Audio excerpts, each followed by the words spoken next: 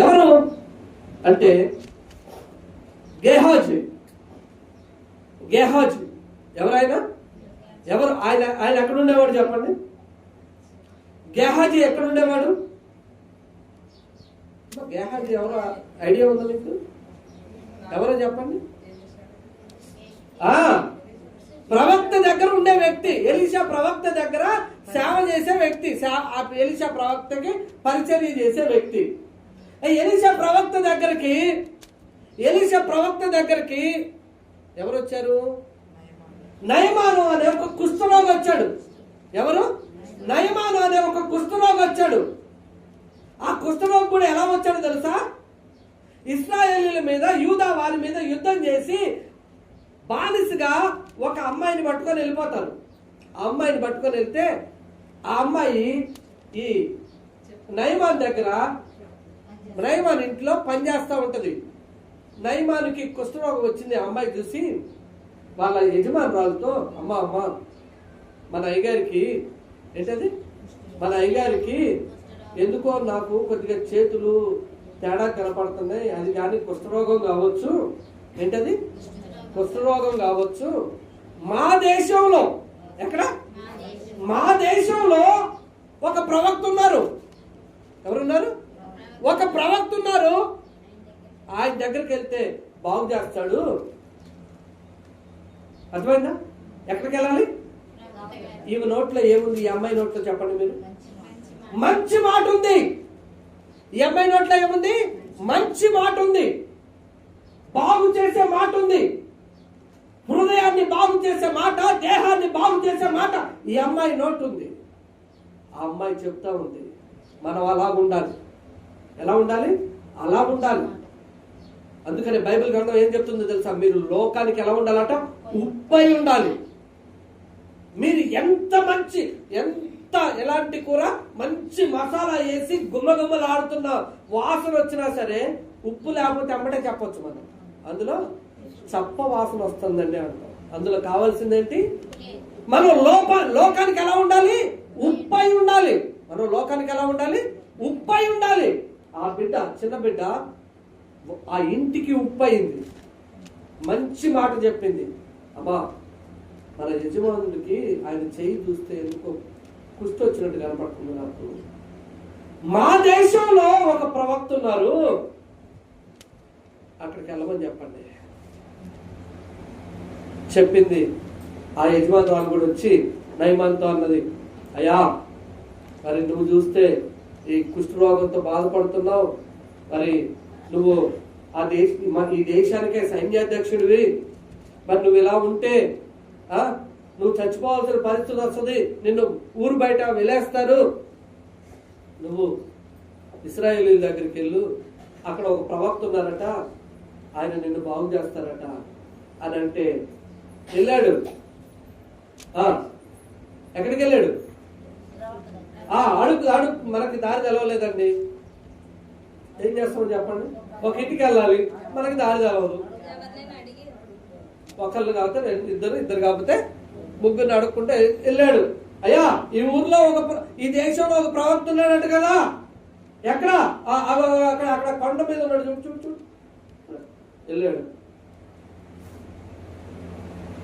వెళ్ళాడు అక్కడికి. ఆ బయట ఉన్నాడో లేదో ఎలీషా మాట్లాడుతున్నాడు. గేహాజీ వచ్చి చెప్పాడు, అయ్యా పలానా దేశం నుండి ఒక ఆయన వచ్చాడు, కొద్దిగా కుష్ఠరోగం ఉంది. మరి గేహాజీతో అన్నాడు, వెళ్ళి యోర్దాను నదిలో 7 సార్లు మునుగమని చెప్పు అని అంటే ఆ నయమానికి కోపం వచ్చేసింది, విపరీతమైన కోపం వచ్చేసింది. అదండి మనకు కూడా అలాగే ఉంటుంది కదా. అయ్యగారు కానీ కొంప తీసి రానన్నాడు అనుకోండి, ఏంటి అయ్యగారు కానీ రాను అని అన్నాడు అనుకోండి, మన నోరు ఎలా ఉంటుంది? ఊరుకుంటుందా? అయ్యగారు ఎందుకు రానన్నాడు? అప్పుడప్పుడు మా పెద్ద ఆవిడ ఒక ఆవిడ ఉంది, మీకు కూడా తెలుసు, పేరు చెప్తా అంత మంచిది కానీ మేము కొద్దిగా ఆలస్యం చేసినా కానీ అయ్యారు ఎందుకు రావట్లేదు, నేనేమన్నా అన్నానా, నేనేం అనలేదు కదా అని ఆమె ఆలోచించేసుకుంటా ఉండదు. ఒకసారి ఆమె హాస్పిటల్లో ఉంటే కొద్దిగా లేట్ అయింది మేము వెళ్ళటం, కొద్దిగా లేట్ అయింది, ఒక హాఫ్ అన్ అవర్ ఏమో లేట్ అయింది. అనేసరికి వెళ్ళేసరికి అనర్థనే ఉంది, మీరు లేట్ అయ్యేసరికి నేను ఏదేదో ఊహించేసుకుంటున్నానే. ఎందుకు ఊహించుకోవాలి, ఎందుకు ఊహించుకోవాలి? మనకి ఆలోచన పుట్టక మునిపే దేవుడికి తెలుసు, గుర్తుపెట్టుకోండి. మనకి ఆలోచన పుట్టక ముందే దేవుడికి తెలుసు అది మంచిదా చెడ్డదో. మరి చెడ్డ ఆలోచనలు మన హృదయంలోనికి ఎందుకు రానివ్వాలి? చెడ్డ తలంపులు మన హృదయంలోనికి ఎందుకు రానివ్వాలి? చెడ్డ మాటలు మన నాలుకకి ఎందుకు రానివ్వాలి? మన నోట చెడ్డ మాటలు ఎందుకు పలకాలి? ప్రియమైన దేవుని బిడ్డలారా, జాగ్రత్త. నయమాను కోపం వచ్చేసింది. అసలు నేను ఏమనుకున్నాను? అతను నా దగ్గరకు వచ్చి అతని చెయ్యి నా మీద ఏంటట, అతని చెయ్యి అల్లాడిస్తాడు. ఏవాడించాలట, ఏవాడించాలి? అల్లాడించునేమో అనుకుంటుని అంటున్నాడు. అని సీరియస్ గా మళ్ళీ ఏం చేశాడు? రథం ఎక్కేసి వెళ్ళిపోతున్నాడు. వెళ్ళిపోతా ఉంటే వాళ్ళ సైన్యంలోనే ఒకడు వచ్చి ఎక్కడ ఆగారు.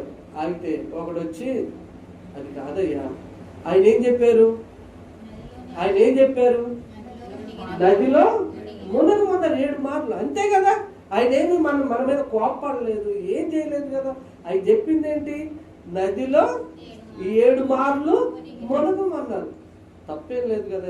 ఒక్కసారి చేయండి, ఏం చేయండి, ఒక్కసారి వెళ్ళి చూడండి, ఆయన చెప్పినట్టు ఏమన్నా మంచి జరిగిద్దేమో చూద్దాం అని అంటే. చూడండి దేవుని బిడ్డలారా, ఈ మాట మీరు జాగ్రత్తగా గమనించండి. ఎవరైనా బాగా కోపంతో ఉన్నప్పుడు వాళ్ళ దగ్గర మన మాట ఎలా ఉండాలి? వాళ్ళ కోపాన్ని చల్లార్చేదిగా ఉండాలి. మృదువైన మాట కోపమును చల్లార్చే విధంగా ఉండాలి మన మాట. అంతేగాని కొంతమంది ఉంటారు, ఇంత మాట అంటావు నువ్వు మా అక్కని, ఇంత మాట అంటావా, నీకెంత సహాయం చేసిందో తెలుసా, నువ్వు వచ్చినప్పుడల్లా భోజనం పెట్టింది, నువ్వు అడిగినప్పుడల్లా డబ్బు ఇచ్చింది, ఇంత మాట అంటావా? వీళ్ళు అగ్నికి ఏం పోతున్నారు? ఆజ్యం పోతా ఉంటారు. అదేమైంది? వాళ్ళ హృదయంలో రగులుతా ఉంటది. ఎప్పుడు రగిలితే ఊరుకుంటామండి? ఊరుకుంటామా? రగిలితే ఎప్పుడా ఆడు కనపడటమే. ఇంకేమైంది?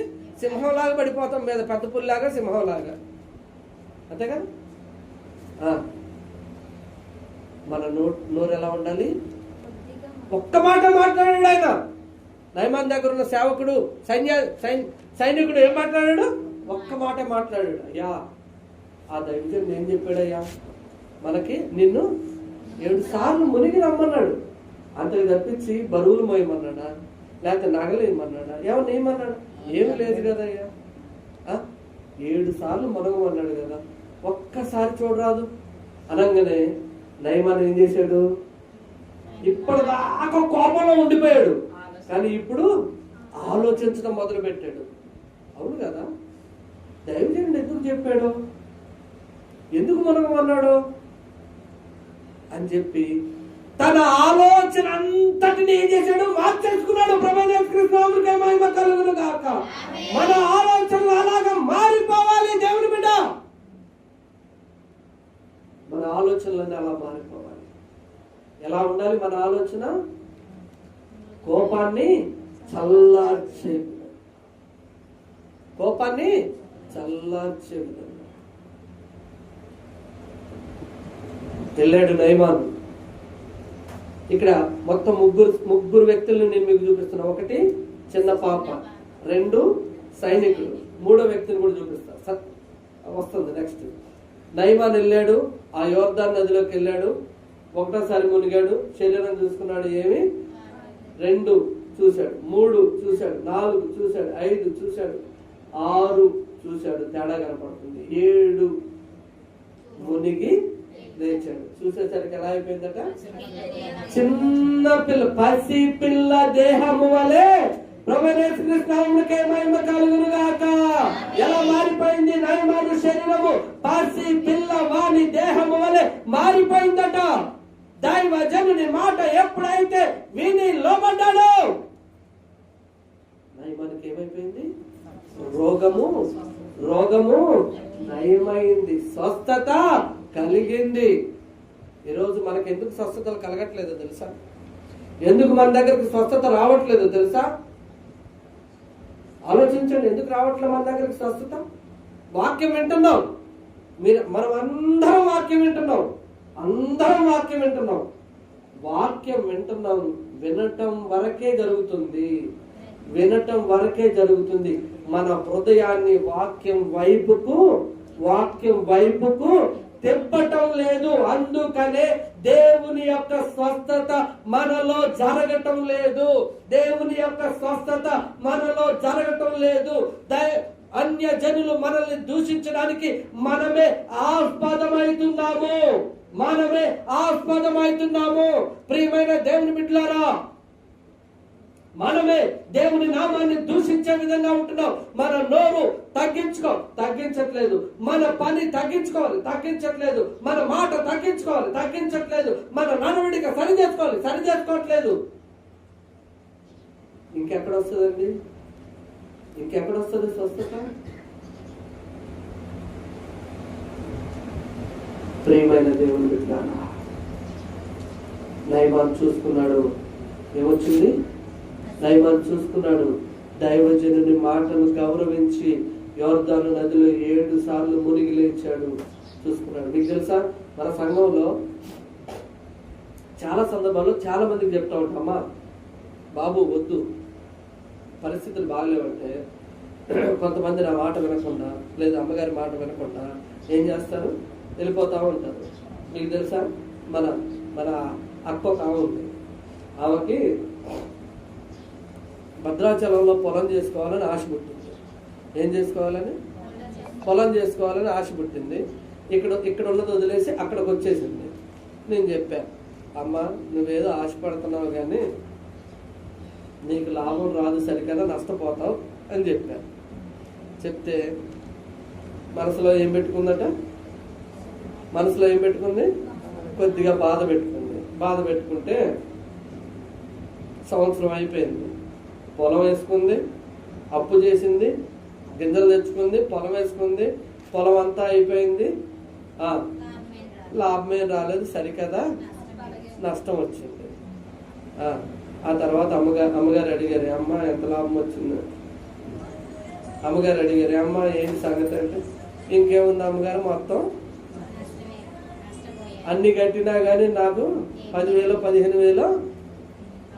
మరి దైవజనులు ముందే చెప్పారుగా, అమ్మ వద్దమ్మా అని వినాలిగా.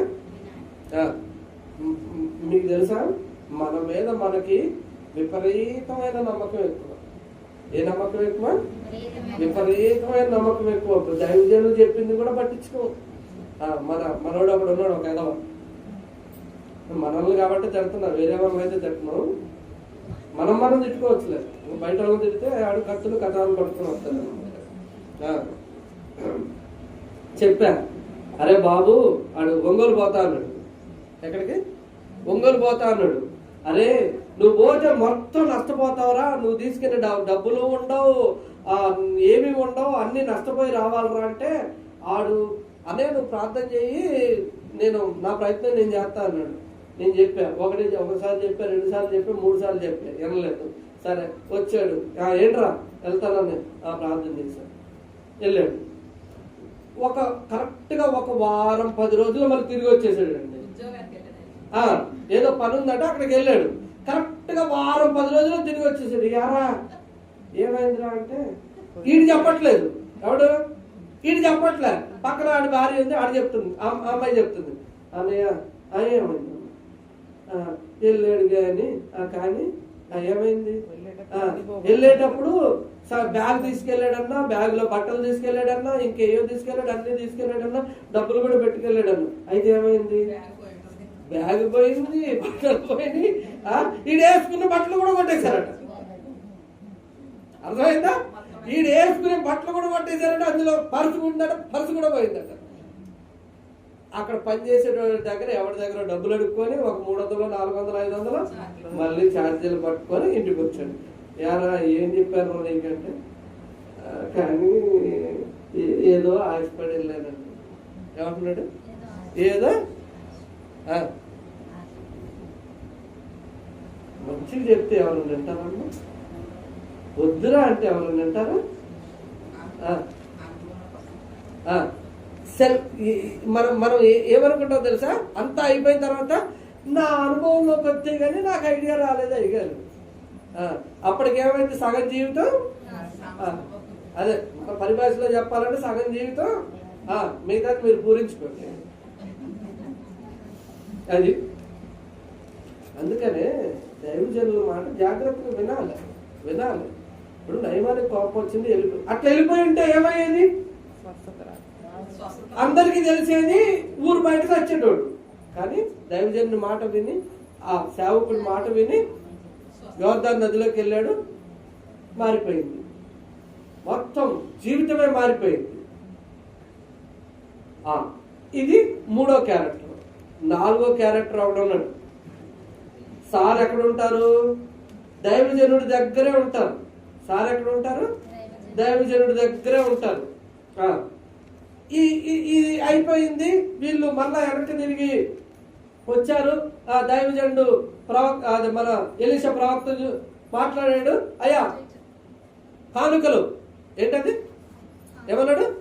కానుక తెచ్చానయ్యా, మీకు బండ్లు మీద పట్టుకొచ్చానయ్యా అంటే ఎలీషా గారు అన్నారు, నీ కానుకలు నీ దగ్గరే ఉంచుకో. ఏమన్నాడు? నీ కానుకలు నీ దగ్గర ఉంచుకో, నాకు అవసరం లేదు. అయ్యే అటు కాదయ్యా ఏదన్నా ఒకటి ఏంటి? ఏదన్నా ఒక్కటి కాదు, ఏది నాకు తీసుకెళ్ళిపో. ఏం పట్టుకొచ్చిన అవన్నీ మొత్తం వెళ్ళిపోతున్నాడు. చాలా దూరం వెళ్ళాడు. ఏమైంది? చాలా దూరం వెళ్ళాడు. ఒక ఆయన పరిగెత్తుకుంటూ వస్తున్నాడు. ఎవరైనా అర్థమైందా? ఆయాసపడుతున్నాడు. ఈ పాపం ఎందుకో మన నయమాన్ వెనక్కి తిరిగాడు. చూస్తే ఎవరో పరిగెత్తుకుంటూ వస్తున్నారు. ఆపండి అన్నాడు. ఆపాడు. సైనికులు అందరూ ఆగారు. ఆగి పరిగెత్తుకుంటూ వచ్చి ఆయాసపడుతున్నాడు. ఏంటి ఏమైందంటే, మా దైవజనుడు ఎవరు పంపించారు? మా దైవజనుడు పంపించాడు. ఎఫ్రాయిము మన్యం నుంచి ఒక ఇద్దరు వచ్చారు. వాళ్ళకి బట్టలు కావాలి. ఏం కావాలి? ఈయన ఏమడిగాడు? బట్టలు అడిగాడు. సరే పాపం నయమాన్ అనుకున్నాడు, ఓకే గురువు గారు, మనం ఏమంటాం, ఎవరైనా పెద్ద మనుషులు చూస్తే గురువుగారు అంటాం కదా, ఆ రకంగా ఈయన కూడా గురువుగారు ఏదో పంపించారు. సరే బట్టలు ఎందుకు, వెండి బంగారం అన్ని ఇచ్చి పంపిద్దామని చెప్పి పట్టు, ఏం పట్టు, నీ జోలి పట్టు అన్నాడు. అంతే కదా, జోలి అంటే అడుగు తినేది కాదు, సంచిలో వేసాడు. ఎన్ని బట్టలు వేసాడు, బంగారం వేసాడు, వెండి వేసాడు. ఇంకా విలువ మరి ఆయన ఏమేమి తెచ్చాడో, మిక్కిలి విలువ వెళ్ళగలిగిన ఏమేమి వేసాడో మనకు తెలవదు, రాసింది అక్కడ. మళ్ళీ వీళ్ళు వెళ్ళిపోయారు. ఆయన వచ్చి అవన్నీ ఒక రూమ్ లో పెట్టి అవన్నీ చదువుకున్నాడు. గెహాజీ గారు చదువుకొని ఏమి తెలవనట్టు ఎక్కడికి వచ్చాడు? దైవజనుడి దగ్గరకు వచ్చాడు. దైవజనుడు అన్నాడు, గెహాజీ నేను ఎక్కడికి వెళ్ళాను గారు, నేను ఎక్కడికి వెళ్ళాను, ఇక్కడ మేముందే కదా నేను ఉన్నది. నోటి కింద ఏముంది? నోటి కింద నాలుగు కింద ఏం పెట్టుకున్నాడు? మనలో కూడా చాలా మంది, అంటే మనమంటే మన సంఘం అని కాదు, క్రైస్తవుల్లో చాలా మందికి ఉన్న అలవాటు ఏంటంటే దైవజనుడికి ఏమీ తెలవదు. దైవజనుడు ఎలా అంటాడు? నోట్లో ఏలు పెట్టినా కొరకలేడు పాపం మా దైవజనుడు. కానీ దైవజనుడికి ఏమి తెలవకపోవచ్చు, కానీ ఆయనకి ఏమన్నా మరుగుంటుందా? గేహాజీ అంటున్నాడు, ఒకటోసారి అడిగాడు, రెండోసారి అడిగాడు, మూడోసారి అడిగాడు, గేహాజీ దొరా నేను ఎక్కడికి వెళ్ళదు దొరా, అంతే కదా. ఆఖరి ఫైనల్ ఏం మాట్లాడతాం అదే కదా. ఫస్ట్ ఏమో గురువు గారు అంటాం, తర్వాత ఏమో అయ్యగారు అంటాం, తర్వాత దొరా నేను ఎక్కడికి వెళ్ళలేదు దొరా.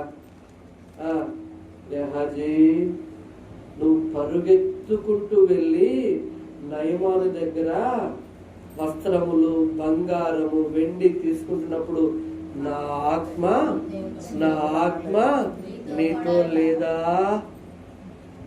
లేదా అనగానే గేహాజీకి ఏమైందో తెలుసా? గుండెలు గడదల్లాడిని, శరీరం వణికింది, కాళ్ళు వణికిపోతున్నాయి. ఎంబటే మోకాళ్ళ మీద పడ్డాడు. ఎక్కడ పడ్డాడు? మోకాళ్ళ మీద పడ్డాడు. అయ్యా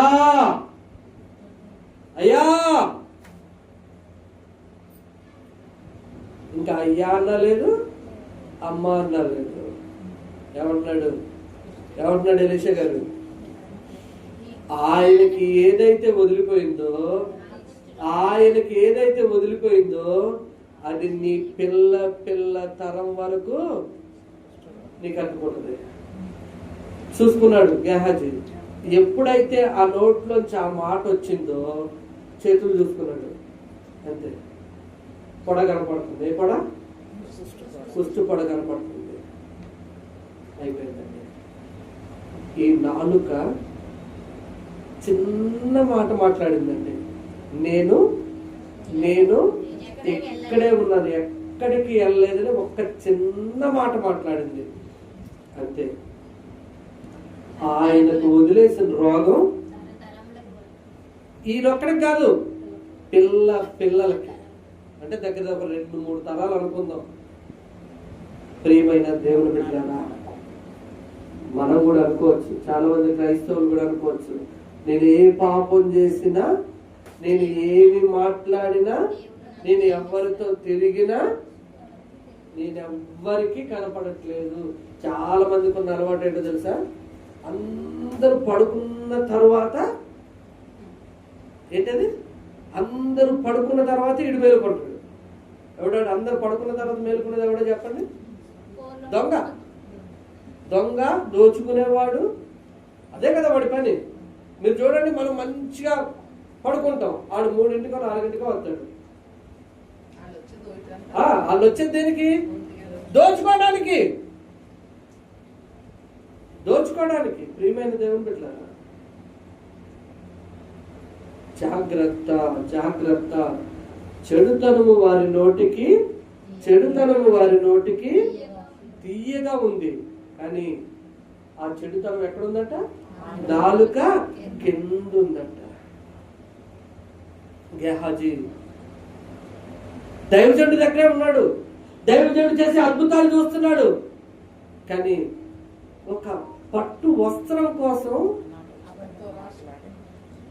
ఏమైంది? ఒక పట్టు వస్త్రం కోసం ఆశపడ్డాడు, అంతే. దురాశ దుఃఖానికి చేయటానికి మనం చదువుకునేటప్పుడు వచ్చినాయి. ఆ దురాశ దుఃఖానికి చేయటానికి కొన్ని 100 సంవత్సరాల క్రితం దేవుడు మనకి బైబిల్లో రాసించాడు. ఏదో ఇప్పుడు చదువుకొని దురాశ దుఃఖానికి చేయటం అనుకుంటున్నాం, కానీ 100 సంవత్సరాల క్రితం ఎప్పుడో రాసి పెట్టాడు దేవుడు. 4 క్యారెక్టర్లు మీకు చూపించాడు. ఒకటి చిన్న బిడ్డ, ఎక్కడికి నడిపించింది? దేవుడి దగ్గరికి, దైవజనుడి దగ్గరికి. 2 సైనికుడు, కోపాన్ని చల్లార్చి దేవుని వైపుకు తిరిగేటట్టు చేశాడు. గేహాజీ తన కోపాన్ని చల్లార్చుకొని దేవుని మాట, దైవజనుడి మాట విన్నాడు. అలాగే ఈ ముగ్గురు బాగానే ఉన్నారు. అసలు దైవజనుడి దగ్గరకు ఉన్న వ్యక్తి మాత్రం నాకే పాపం తెలియదు. దొంగతనం చేసిన వాడిని చూడండి, ఏమంటాడు? దొరికిపోయిన తర్వాత నాకేం తెలియదు, మరి ఎందుకు తీసేవారు? కొంతమంది అంటా ఉంటారు, ఎందుకు తీసానో తెలియదు అయ్య గారు, కానీ అప్పుడు అలా తీయాలనిపించింది. ఎందుకు తీసామో తెలియదు, కానీ తీయాలనిపించిందా? అంటే నీకు బుద్ధిపూర్వకంగా చేయలేదా?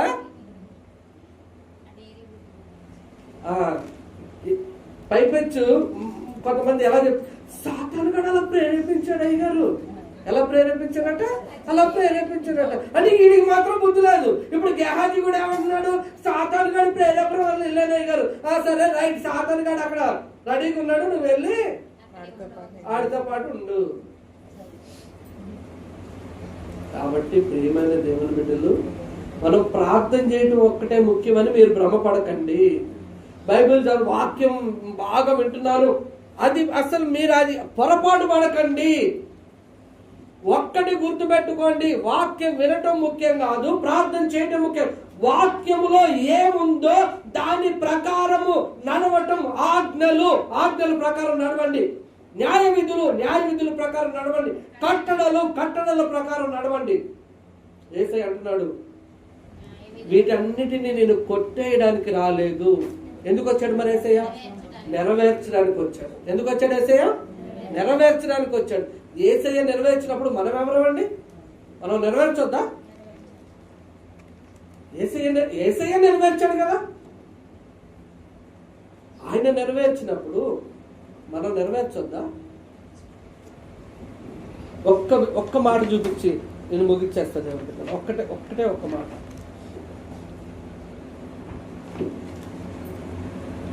ఒకటవ పేతురు 2:22 చూడండి. 1 పేతురు 2:22. 1 పేతురు 2:22. ఆయన పాపము చేయలేదు, ఆయన నోటను ఏ కపటమును ఆయన నోట్లో వేయలేదట. కపటం లేదు ఆయన నోట్లో, వేయలేదు పాపం లేదు ఆయన నోట్లో, వేయలేదు ఏమీ లేదండి. అదే మన నోట్లో అయితే 2:22. పౌలు గారు ఏమంటున్నారు? నేను క్రీస్తుని పోలి నడుచుకున్నట్లు. పౌలు గారు ఏమంటున్నారు? నేను క్రీస్తుని పోలి నడుచుకున్నట్లు మీరు నన్ను పోలి నడుచుకునండి. ప్రియమైన దేవుని బిడ్డలారా, ఆయన నోట ఏ కపటము, ఏ దుష్కార్యము, ఏ పాపము, ఏ పాపపు ఆలోచన కూడా యేసయ్య నోట గాని యేసయ్య హృదయంలో గాని లేదు. మరి మనం ఎలా ఉన్నాం? ప్రియమైన దేవుని బిడ్డలారా, ఒక్కసారి మనల్ని మనం పరిశీలన చేసుకుందాం. యేసయ్య నన్ను క్షమించండి, యేసయ్య నన్ను మన్నించండి. ఈరోజు నాతో మాట్లాడావు ప్రభా. నా నాలుక, నా హృదయము, నా ఆలోచన, నా తలంపులు ఎంతో భయంకరంగా ఉన్నాయి. ఈ లోకము చెడిపోయింది. లోక ప్రకారం నడవటానికి, లోక ప్రకారం జీవించడానికి అయ్యా నేను నా మనస్సును ఉంచుకోకూడదయ్యా. నేను నా మనస్సును మార్చుకోవాలి. ఈ లోకము కాదు కావాల్సింది అయ్యా. ఇక నుంచి నా నోరు జాగ్రత్తగా నా నోరు జాగ్రత్తగా చూసుకుంటాను. నా నాలుక జాగ్రత్తగా చూసుకుంటాను అయ్యా. నాలుగుతో ఏది పడితే అది మాట్లాడాను అయ్యా. ఈరోజు నువ్వు నాతోనే మాట్లాడావు, నిజంగా నాతోనే మాట్లాడావు. గేహాజీ గురించి, అలాగే నయమాను గురించి, ఆ చిన్నదాని గురించి, అలాగే ఆ సైనికుడి గురించి ఈరోజు నాతో మాట్లాడావు ప్రభు అయ్యా. నేను అనేక మందిని మీ సన్నిధికి తీసుకుని మీ వైపుకు తిప్పేవారిగా ఉండాలి, అంతేగాని కోపాన్ని రేపే విధంగా నేను ఉండకూడదు అయ్యా. నేను అనేక మందికి ఉప్పులాగా ఉండాలి, వాక్యంలాగా ఉండాలి, నీ సన్నిధికి తీసుకొచ్చే వారిగా ఉండాలి. కానీ నిస్సారం అయిపోయిన ఉప్పులాగా నేను ఉండకూడదయ్యా. ఈరోజు నాతో మాట్లాడినందుకు వందనాలు ప్రభు. దయచేసి నన్ను క్షమించండి. నా నోరు ఇంకా కపటంతో ఉంది, నా నోరు ఇంకా అయ్యా చెడుతనంతో ఉంది అయ్యా. అది నా నోటికి, వారి నోటికి తీయగాను అది వారి నాలుక కింద ఉంటుంది అంటున్నాను అయ్యా. ఒకవేళ మా నాలుక కింద ఏమైనా అలాంటి చెడుతనం ఏమైనా ఉందేమో దయచేసి నన్ను మన్నించువా, దయచేసి నన్ను క్షమించువా అన్నవారిని చేతులు వేసి చూపిస్తారా. కలిసి ప్రార్థన చేద్దాం. దేవుడు కలిసి ప్రార్థన చేద్దాం. వేసేని అడుగుదాం. ఏసయ్యా నన్ను క్షమించమని, నన్ను మన్నించమని ఏసైనా అడుగుదాం. ఏసైనా